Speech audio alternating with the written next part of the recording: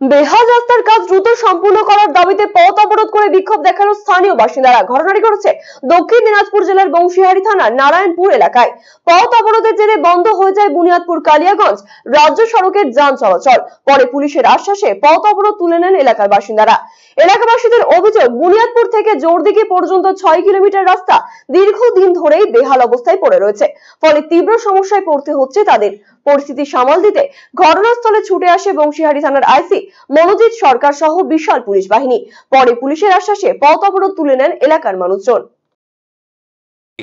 আমরা নারায়ণপুরে পথ অবরোধ করেছি, কারণ হলো যে আমি এখানে এক দোকানদার, এখানকার আমরা এখানে দোকানদারি করতে পারছি না। এত পাথরের গুঁড়ো ধুলো সব বিষাক্ত হয়ে যাচ্ছে। খাওয়ার জিনিসগুলো এমনি মুদিখানা দোকানদার, আমরা সব পলিথিন টাঙ্গিয়ে দোকানদার করতেছি এবং সাধারণ লোকজন আসতে পারছি না এখানে দোকানে কিছু মাল কেনার জন্য। এবং যারা সাইকেল নিয়ে মোটরসাইকেল নিয়ে যাচ্ছি আমরা, ধুলো সব কাপড় নষ্ট হয়ে যাচ্ছে, যেতে পারছি না। কেশার মিলের মতো ধুলো এখানে পাচ্ছি আমরা। ওর জন্য আমরা এখানে রাস্তা অবরোধ করেছি। জন্য এখানে প্রশাসন যদি আসে, দায়িত্ব নেয় যে 4 দিন 8 দিনের মধ্যে কাজ চালু হবে, এবং যদি না তার আগে যদি জল দেয় আমাদের 3 বেলা দিনে, সেটা আমরা ছাড়বো, না ছাড়বো না। যদি একদিন দিয়ে তারপর না দেয়, আমরা এরপর আবার বৃহত্তম আন্দোলন করবো এখানে।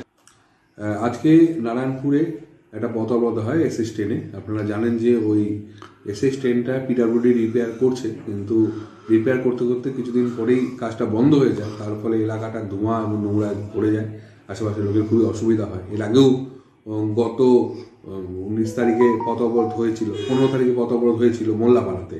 তখন কথা হয়েছিল যে কাজটা শুরু হয়ে যাবে, কিন্তু যে কোনো কারণে হোক কাজটা শুরু হয়নি।